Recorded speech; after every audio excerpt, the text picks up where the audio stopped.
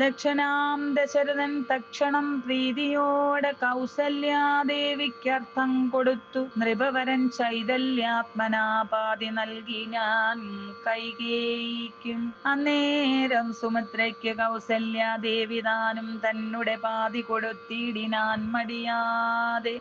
എന്നതു കണ്ടു പാതി കൊടുത്തിത് കൈകേയിയും. മന്നവനത് കണ്ടു സന്തോഷം പൂണ്ടാനേറ്റം. തൽപ്രജകൾക്കു പരമാനന്ദം വരുമാറ് ഗർഭവും ധരിച്ചു മൂവരും അത് കാലം.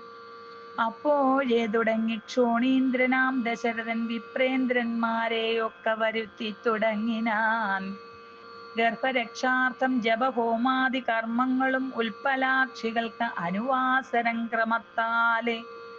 ഗർഭചിഹ്നങ്ങളെല്ലാം വർദ്ധിച്ചു വരും തോറും ഉൾപ്രേമം കൂടെ കൂടെ വർദ്ധിച്ചു നൃപേന്ദ്രനും.